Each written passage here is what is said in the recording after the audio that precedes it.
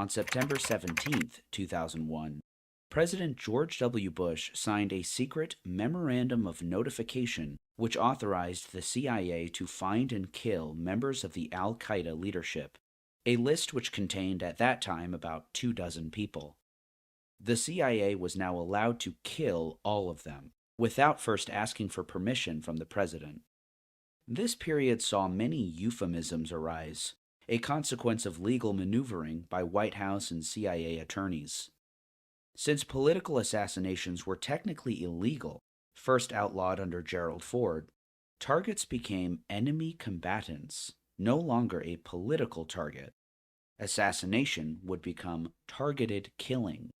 The list of the condemned wouldn't be called an assassination list or hit list, but the Joint Priorities Effects List, or JPEL. It would also later be known as the Disposition Matrix. This master list of targets slated for execution would contain so-called high-value individuals, shortened to HVIs. That list would go from a couple dozen to thousands of people. Names for the list would be collected by the Joint Special Operations Command, or JSOC, and the CIA. Then, a 500-strong team at the CIA's National Counterterrorism Center, known as the CTC to insiders, would synthesize them into one long list. Beginning under the Obama presidency, every Tuesday in the White House Situation Room, national security advisors and the president would be briefed on additions to the list. There, they would decide who lived and who died. As reported by Joe Becker and Scott Shane for the New York Times, the list resembled a high school yearbook, containing mugshots and brief biographies. At the time, the list even contained a 17-year-old girl. Slideshows and PowerPoint presentations made the case for the nomination of a new name, and that person's subsequent extinction. As described in a report by Stanford Law School and the NYU School of Law, drones hover 24 hours a day over northwest Pakistan and strike homes, vehicles, and public buildings without warning, terrorizing the civilians that live there.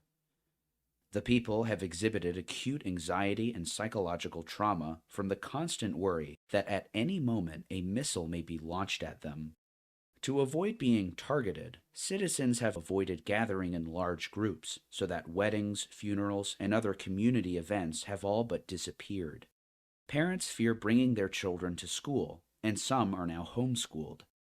An American journalist would provide a rare glimpse into life under drone warfare. While researching for a book in 2008, David Rode would be kidnapped by the Taliban and taken to the tribal areas where he was held for 7 months. Unfortunately for him, this was also the heartland of the American targeted killing program, and as a result, he could see and hear the drones. The drones were terrifying. From the ground, it is impossible to determine who or what they are tracking as they circle overhead. The buzz of a distant propeller is a constant reminder of imminent death. Drones fire missiles that travel faster than the speed of sound. A drone's victim never hears the missile that kills him. Rode was nearly beheaded after a missile fired from an American drone hit an area just dozens of yards away from where he was held, which killed 7 people.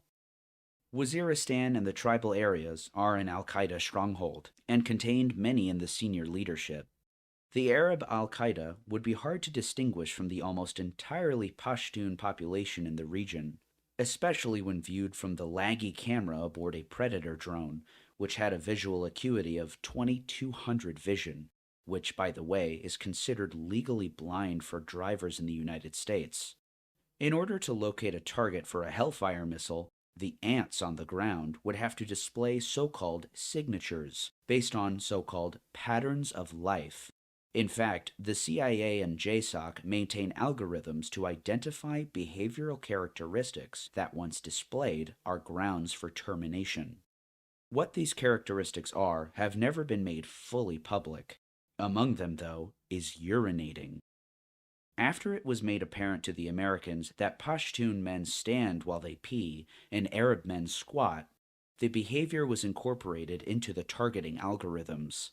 Arab men identified through their method of peeing would be vaporized.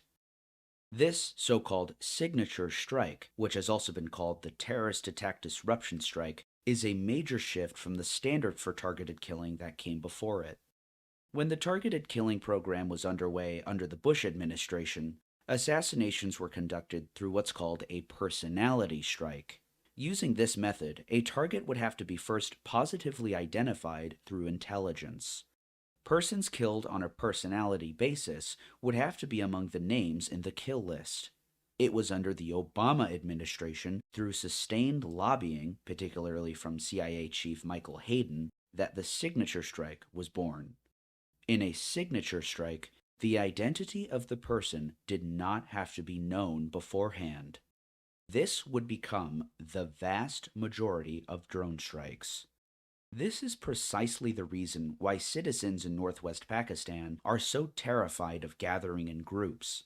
It is this signature that gives the pilots of the drones, sitting thousands of miles away in a trailer at Creech Air Force Base in Nevada, the go-ahead to launch a missile and obliterate everyone there. There's a reason that these strikes are also known as crowd killings.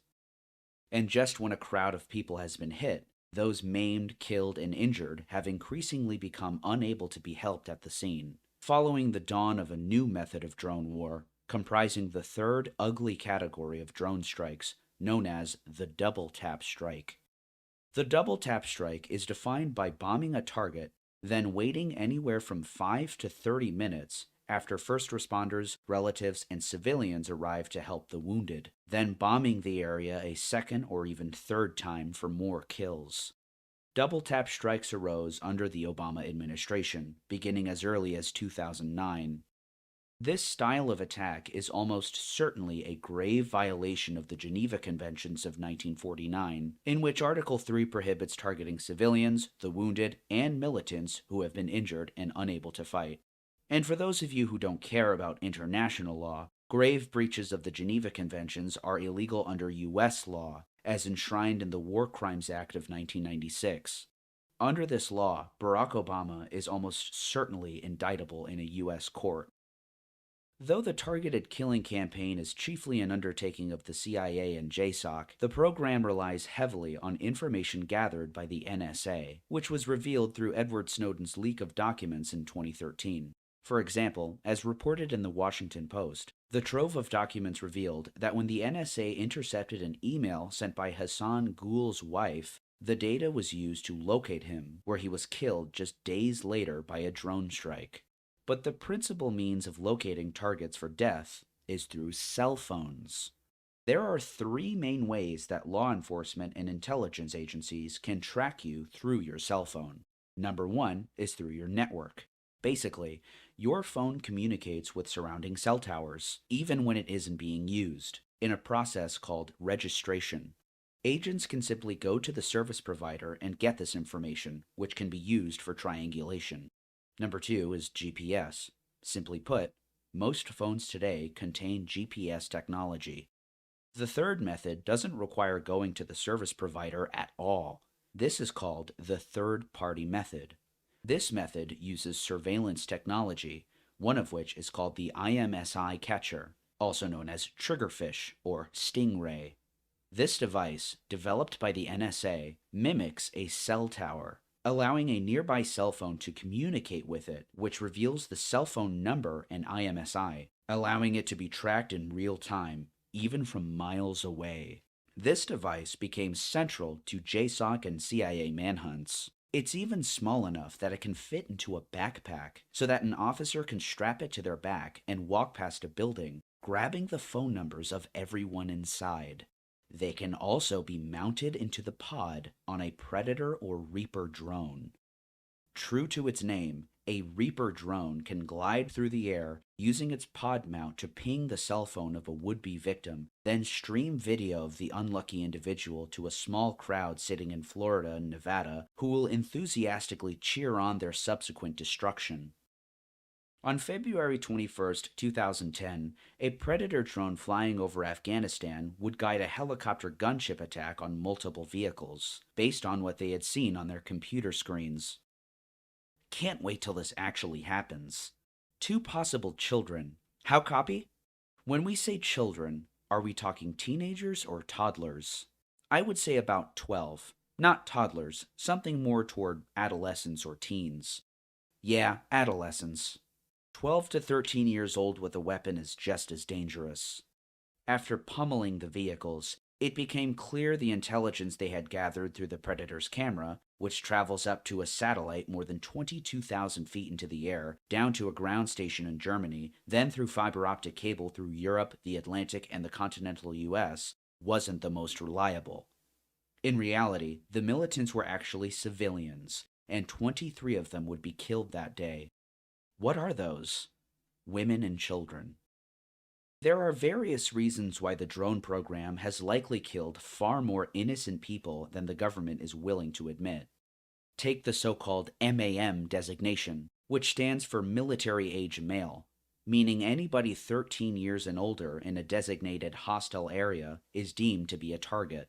Screeners said at least one child near SUV. Listing MAM, that means he's guilty.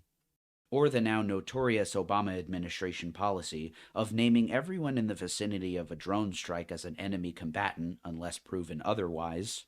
And also the fact that many drone strikes conducted by American officials in foreign countries are to be officially claimed as actions of the host government, in accordance with security agreements.